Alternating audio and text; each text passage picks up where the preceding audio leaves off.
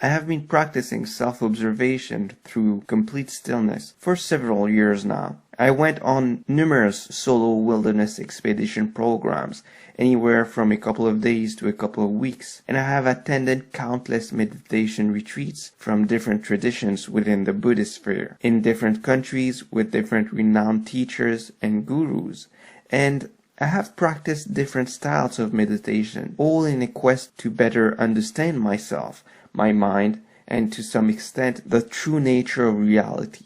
With experience and a lot of experimentation, I came to see which part of those different techniques that I learned really worked and what was superfluous. And so I began extracting the essence of each technique, merging them together into a single coherent technique that gave me glaring results. As I implemented the technique day in and day out, trading at that point became characterized by presence, patience, objectivity, flexibility, resilience, and above all, no resistance whatsoever.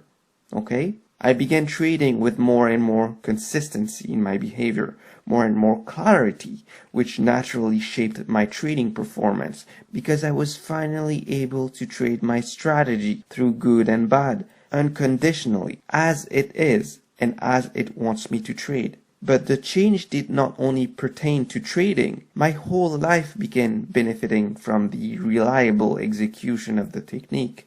Now, here's what this practice isn't. It isn't a rite or ritual based on blind faith.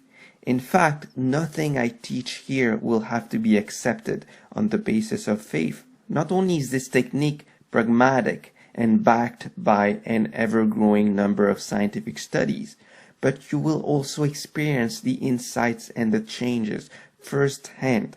You don't have to believe anything I say. You'll see through your own experience. Only then can you really know that something is true.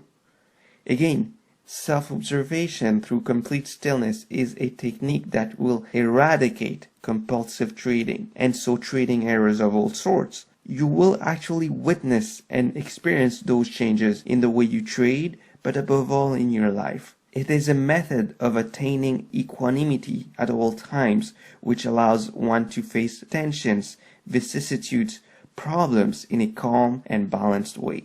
It will eliminate the three causes of all your troubles as traders, but also as individuals. These three causes are craving, aversion, and ignorance.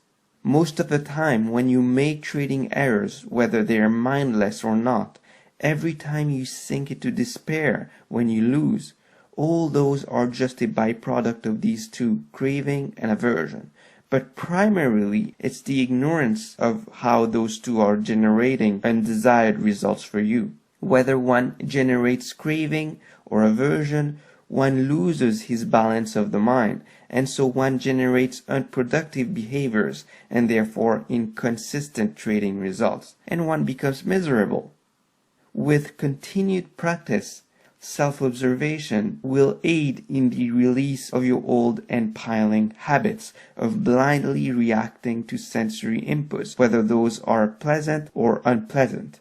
In my opinion, and I say this through direct experience, personal and empirical, this is the best technique you can use to change your trading results, assuming you already have a proven system and of course enough capital at your disposal to give you a fair chance of success in the markets. Self-observation is the final step on your way to any kind of durable success in trading, since it deals with the last and I argue the most important aspect of trading, which is to say the mental aspect.